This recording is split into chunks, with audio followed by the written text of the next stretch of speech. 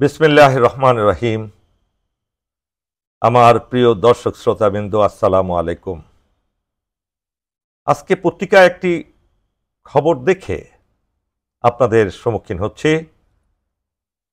খবরটি হলো ভারতীয় গোয়েন্দা সংস্থার নেতৃত্ব মুসলিম শূন্য। অর্থাৎ ভারতীয় যত গোয়েন্দা সংস্থা আছে তাদের সর্বত্র এতদিন যাও দুই একজন মুসলমান কাজ করত, তাদের সবাইকে বাদ দেওয়া হয়েছে। শুধু তাই নয়, শেষ মুসলিম আইপিএস অফিসার এস.এ. রিজভী, যিনি বিশেষ পরিচালক ছিলেন, তাকে অব্যাহতি দেওয়া হয়েছে।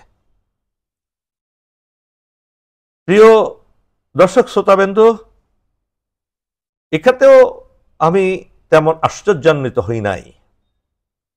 আপনারা কিছুদিন আগে সেই ঘটনাটা হয়তো ভুলে গিয়েছেন কিংবা অনেকেই মনে রেখেছেন। অখণ্ড ভারত প্রতিষ্ঠার জন্য তারা রাষ্ট্রীয়ভাবে তাদের সংসদ ভবনে অখণ্ড ভারতের যে চিত্র তারা এঁকেছে এবং যেটা তাদের ধর্মগুরুদের দিয়ে প্রধানমন্ত্রী মোদি উদ্বোধন করেছেন, সেখানে বাংলাদেশ তার মধ্যে অন্তর্ভুক্ত।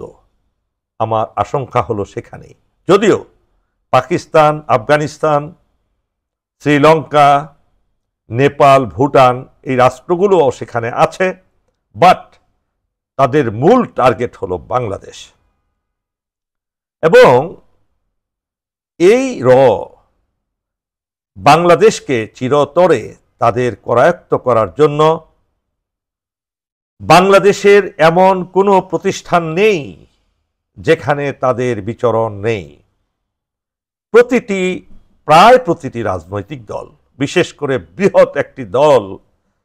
বৃহৎ দল এবং এছাড়া বামপন্থী, কমিউনিস্ট পন্থী এবং বেশ কিছু ইসলামী দলেও তাদের বিচরণ খুবই শক্তিশালী।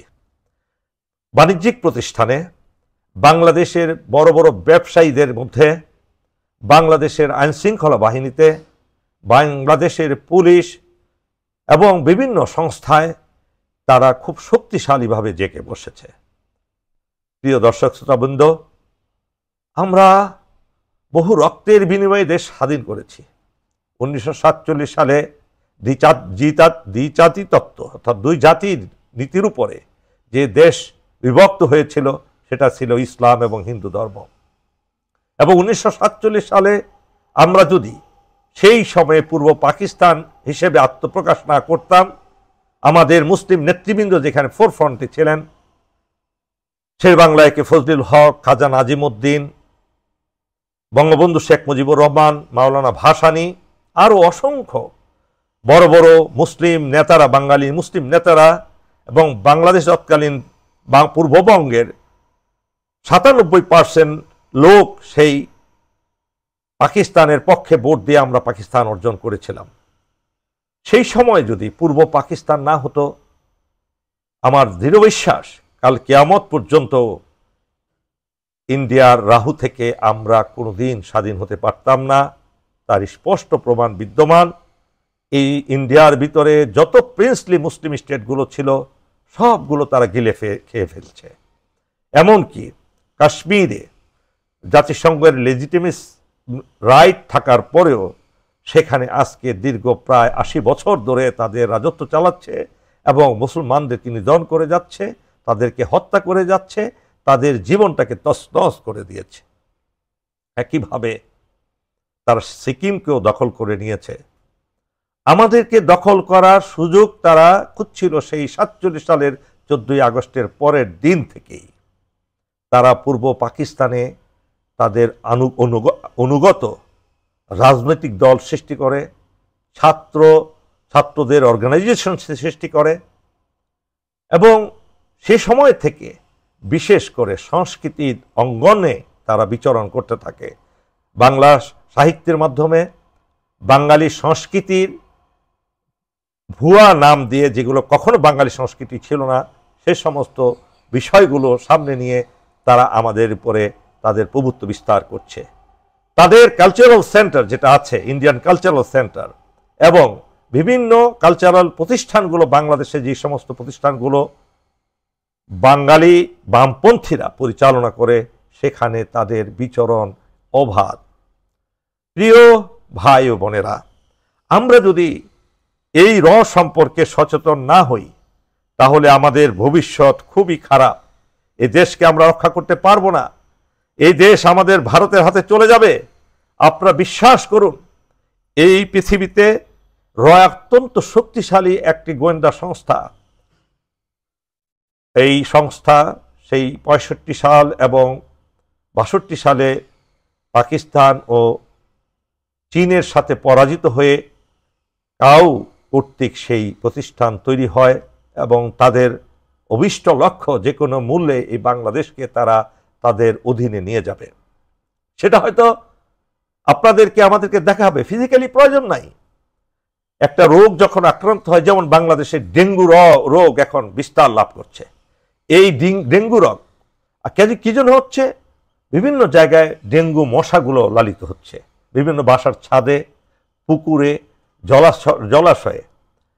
এই ডেঙ্গুর রোগের যে মশা, এই মশাটা যদি বাংলাদেশের সর্বত্র সকল বাড়ির ছাদে আশ্রয় গ্রহণ করে এবং তাদের বিচরণ থাকে, তাহলে কিন্তু বাংলাদেশের প্রতিটি ঘরে ডেঙ্গু রোগ আক্রান্ত হবে। এটা বলার উদ্দেশ্য হলো, যদি ভারতীয় সর্বত্র আমাদের বিচরণ শেষ পর্যায়ে নিয়ে আসে, তাহলে আমাদের ডেঙ্গু রোগীর মতো আমাদের প্রত্যেকের আত্মহত্যা করতে হবে। এদেশ তাদের চিরস্থায়ী হয়ে যাবে। শুধু বেঁচে থাকবে তাদের পোষ্য, তাদের লালিত পালিত সেই সমস্ত মির্জাফরের দলগুলো। আপনাদের মনে রাখতে হবে, স্বাধীনতা যুদ্ধের সময় তারা বন্ধু বেশে আমাদের দেশে প্রবেশ করেছিল। সেই যে শুরু, এখন পর্যন্ত তারা বিভিন্ন বড় বড় রাজনৈতিক দলের ঘাড়ে সওয়ার হয়ে তাদের উদ্দেশ্য সফল করার জন্য কাজ করে যাচ্ছে। বিশেষ করে বৃহৎ রাজনৈতিক দল বাংলাদেশের, তারা না জেনে না বুঝে ভারতের কাজগুলো তারা নিজেরা করে যাচ্ছে। এই ভারতের রয়ের মাধ্যমে আমি মনে করি বঙ্গবন্ধু হত্যাকাণ্ডের সৃষ্টি হয়েছিল।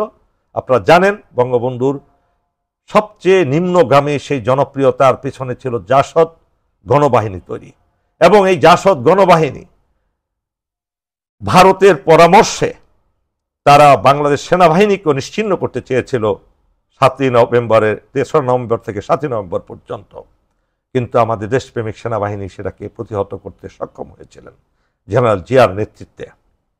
সেই জন্য জেনারেল জিয়াউর রহমানকেও তারা হত্যা করে।